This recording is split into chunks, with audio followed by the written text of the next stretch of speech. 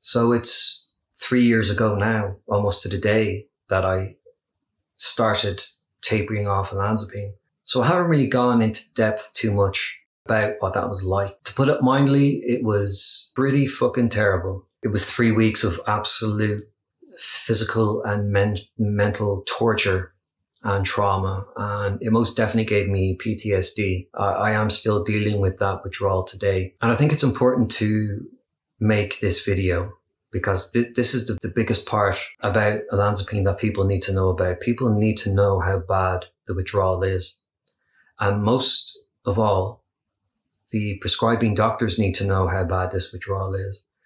The psychiatrist that prescribed Olanzapine for me did not know anything about the withdrawal. Not only did they not know about the withdrawal, they had no idea how bad it was. And I thought that was very negligent and very reckless and very dangerous, frankly. And, I heard it from the horse's mouth. I had a meeting with my consultant a year later, and I was told that they were not aware.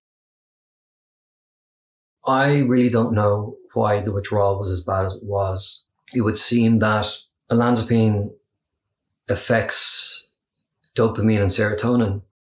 So when someone stops taking it, even if it's a slow taper, those levels of dopamine and serotonin can be affected. They can fluctuate.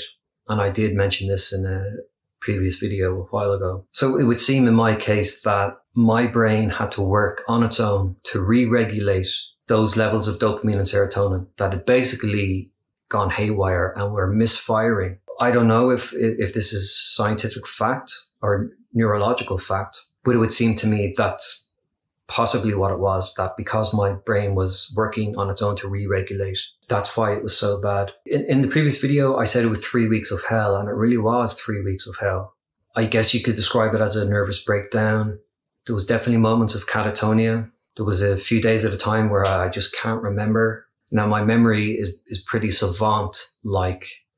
Like I can remember, back even to the early 90s, late 80s. I can remember conversations I have with people. That's the kind of memory I have. But at that point in time, there's a few days I just can't remember, where I just kind of blacked out. So if you are on Olanzapine and you are thinking of coming off it, talk to your doctor. This is your health. This is your mental health.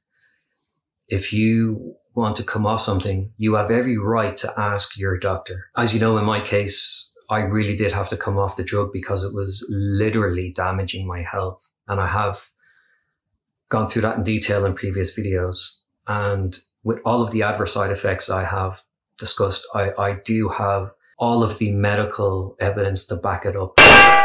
The fatty liver, the cholesterol, the fluid retention, which is why my face was as round as a football. Every adverse side effect, I quite literally have a medical paper trail to back all of that up. So anyway, that's why I stopped taking that drug. I had to stop. And especially with my cholesterol being 8.5, I mean, that really is heart attack territory. That's artery clogging levels of cholesterol. And with all of the other side effects, I had to stop it, or I might not be here today making this video. Please do share the video. Like I said, I just want to raise awareness. What happened to me, I really, really do not want to happen to anyone else, especially people who might be on Olanzapine without a diagnosis. I was never given a diagnosis of anything. There wasn't even a working diagnosis of anything, but I was still put on anti-psych drug, which is well known for its adverse side effects. So the fact that my former consultant wasn't even aware of the adverse side effects is quite alarming. I did say in my very, very first video from 2 years ago, it is the consultant or the prescribing doctor's responsibility to go through the side effects, because Olanzapine is notorious for its adverse side effects. So I'll say it again, right down the pipe. If you are a psychiatrist or a prescribing doctor, it's your responsibility to go through the adverse side effects, in brackets, potential.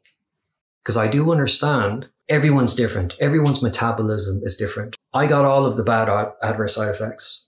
The Jack or Jill beside on either side of me might not get any of them, or might just get one of them. However, that being said, it is your responsibility. It is your responsibility to go through the side effects.